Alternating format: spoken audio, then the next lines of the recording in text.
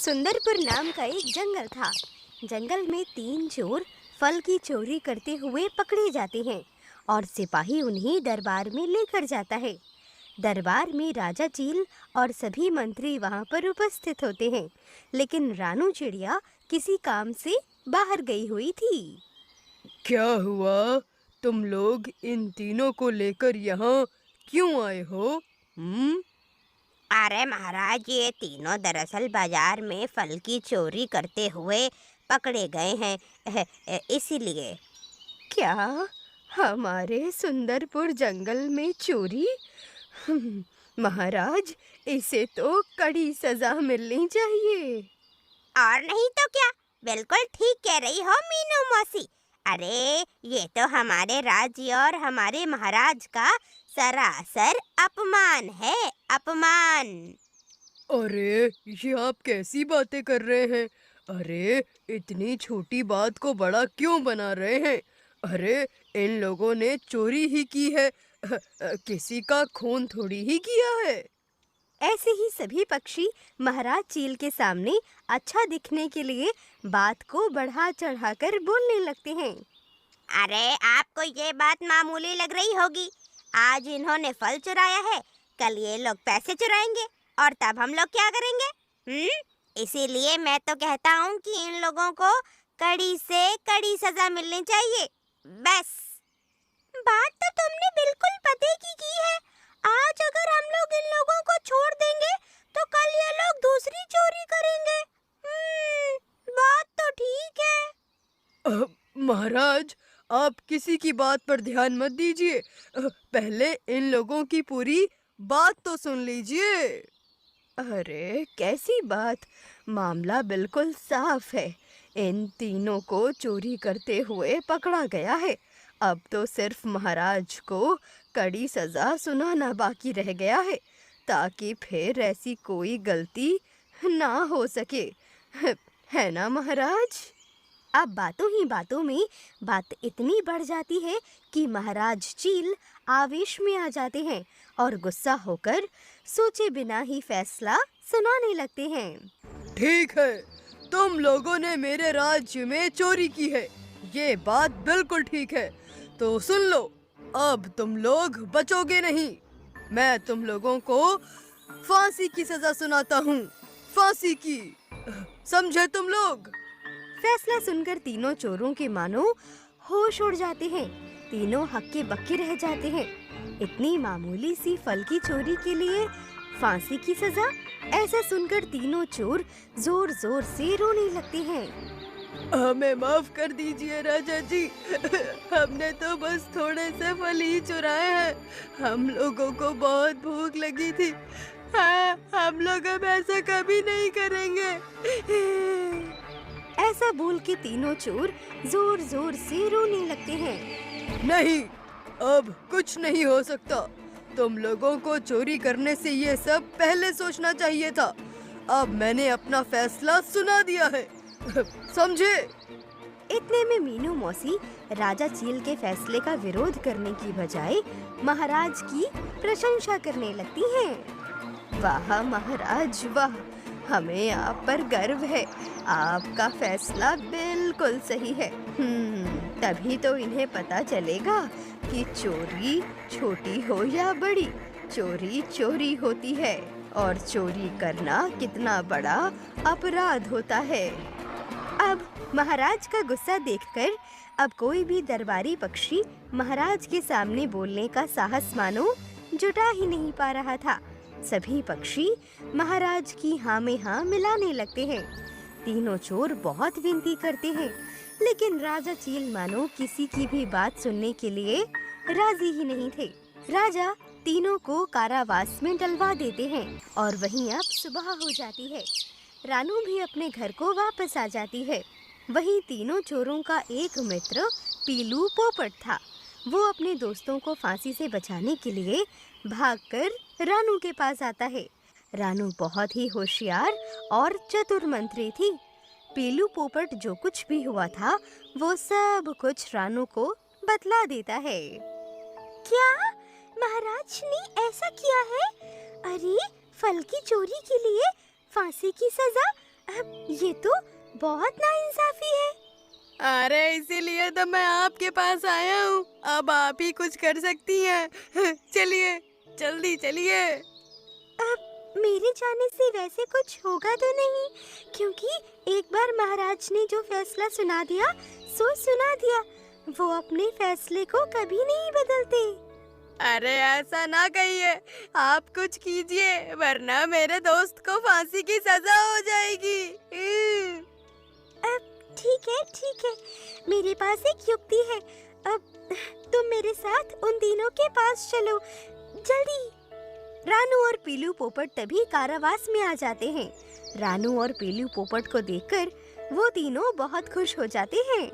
अच्छा सुनो, मैं तुम तीनों से जैसा कहती हूँ तुम तीनों बिल्कुल वैसा ही करना, समझी? ऐसा बोलकर रानू वो युक्ति उन तीनों को बतला देती है और वहाँ से चली जाती है। फांसी का समय निकट आ जाता है। राजा चील और सभी दरबारी पक्षी वहाँ पर मौजूद होते हैं। तीनों को फांसी वाली जगह पर लाया जाता है। चलो अब बताओ, तुम तीनों की आखिरी इच्छा क्या है? अरे हम तीनों की तो एक ही इच्छा है। क्या क्या इच्छा है तुम्हारी? अरे हम ऐसा चाहते हैं कि हमें कोई ऐसा सज्जन पक्षी फांसी दे जिसने कभी भी अपने पूरे जीवन में छोटी या बड़ी कोई भी चोरी ना की हो। अगर ऐसा कोई पक्षी हमें फांसी देगा तो हम तीनों स्वर्ग में जाएंगे। और अगर वो झूठा होगा तो भगवान कभी भी उसे माफ नहीं करेंगे, समझे? ऐसा सुनते ही सभी पक्षी एक दूसरे को देखने लगते हैं। अरे बस इतनी सी बात? ऐसे तो हमारे दरबार में कई पक्षी होंगे। अब मीनू मौसी जाइए, आप जाइए। अरे नहीं, मैंने तो कई बार अपने घर में चुपके से चुराकर भोजन खाया है। अब तो मैं कैसे जा सकती हूँ भला? अब अच्छा तो ठीक है। कालू कौआ, तुम जाओ। तुमने तो कभी भी अपने जीवन काल में चोरी नहीं की ना?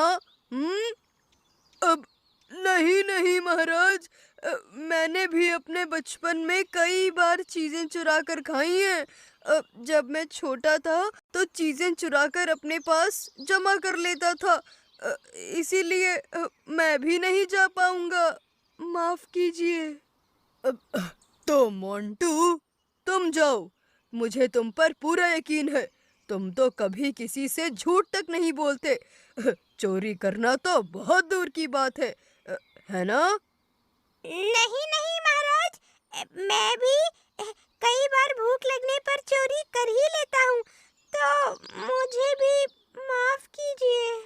राजा चील एक एक करके सभी पक्षियों से पूछते हैं और उन्हें ऐसा कोई भी पक्षी नहीं मिलता।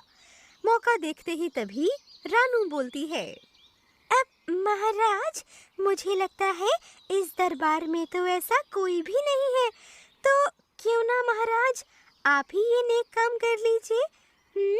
मुझे तो पूरे दरबार में आप ही सज्जन लगते हैं जो कि इन तीनों को फांसी दे सकते हैं, तो महाराज ये काम आप ही कीजिए। ऐसा सुनकर महाराज फंस जाते हैं, क्योंकि महाराज चील ने भी अपने बचपन में बहुत शरारतें की होती हैं। वो कई बार छोटी मोटी चीजें चुरा लिया करते थे। अरे अब नहीं रानू, मैं भी नहीं जा सकता, क्योंकि मैंने भी अपने बचपन में ऐसे कई कारनामे किए हैं। तो इतना सुनते ही सभी पक्षी और महाराज जोर जोर से हंसने लगते हैं। तो निष्कर्ष ये निकलता है कि पूरी सभा में ऐसा कोई पक्षी नहीं है जो ये नेक काम कर सके। तो महाराज, यहाँ पर मौजूद सभी पक्षी को फांसी होनी चाहिए, क्योंकि सभी ने अपने जीवन काल में कभी न कोई चोरी तो जरूर की है। तो इस हिसाब से तो हम सबको फांसी होनी चाहिए। ऐसा सुनकर राजा चील समझ जाते हैं और प्यार से रानू की ओर देखने लगते हैं। तो ये सब तुम्हारा प्लान था रानू, क्यों, है ना?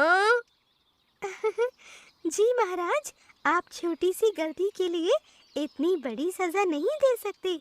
अब आपको समझाने के लिए मुझे ये सब करना ही पड़ा। मुझे माफ कीजिएगा।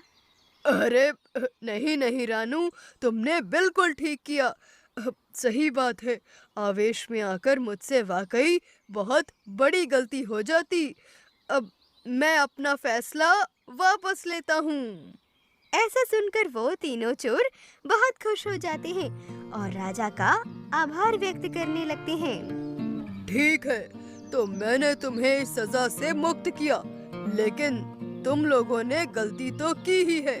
इसीलिए जिस फल की दुकान से तुमने फल चुराए हैं, उसे तुम्हें 2 गुने फल जाकर देने होंगे, तभी तुम्हारी गलती माफ की जाएगी। समझे तुम लोग? सभी चोर राजा के फैसले का मान रखते हैं और 2 गुने फल देने का वादा करते हैं। वहीं राजा का ऐसा न्याय देखकर सभी पक्षी बहुत खुश हो जाते हैं और सभी पक्षी रानू और महाराज चील का धन्यवाद करते हैं और अपने अपने घर आ जाते हैं। इसी तरह से सुंदरपुर में खुशियाँ वापस से लौट आती हैं। तो दोस्तों, आपको हमारी आज की कहानी कैसी लगी और रानू की चतुराई के बारे में आप क्या कहना चाहते हैं, हमें कमेंट बॉक्स में जरूर बताइएगा।